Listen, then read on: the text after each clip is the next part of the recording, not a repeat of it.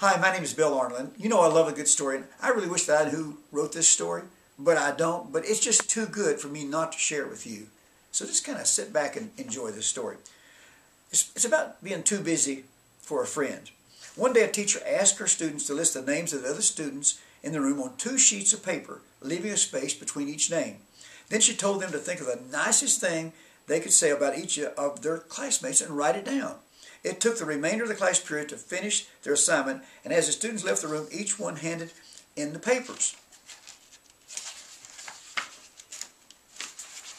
That Saturday, the teacher wrote down the name of each student on a separate sheet of paper and listed what everyone had said about that individual.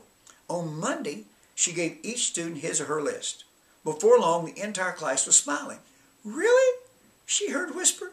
"I never knew that I meant anything to anyone. And I didn't know others liked me so much," were most of the comments. No one ever mentioned these papers in class again. She never knew if they discussed them after class or with their parents. But it didn't matter. The exercise had accomplished its purpose. The students were happy with themselves and one another. That group of students moved on.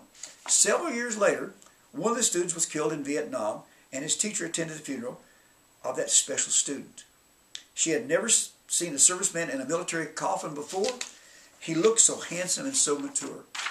The church was packed with his friends. One by one, those who loved him took a last walk by the coffin. The teacher was the last one to bless the coffin. As she stood there, one of the soldiers who acted as pallbearer came up to her. "Were you Mark's math teacher?" he asked. She nodded yes. Then he said, Mark talked a lot about you." After the funeral, most of Mark's former classmates went together to a luncheon. Mark's mother and father were there, obviously waiting to speak with his teacher. "We want to show you something," his father said. Taking a wallet out of his pocket, they found this on Mark when he was killed. "We thought you might recognize it." Opening the wallet, he carefully removed 2 worn pieces of notebook paper. They had obviously been taped, folded, and refolded many times. The teacher knew without looking that the papers were the ones which she had listed all the good things each of Mark's classmates had said about him.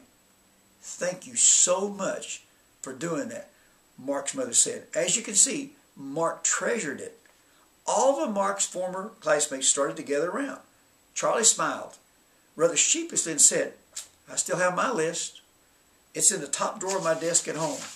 Chuck's wife said, "Chuck asked me to put it in our wedding album." "I have mine too," Marilyn said. "It's in my diary."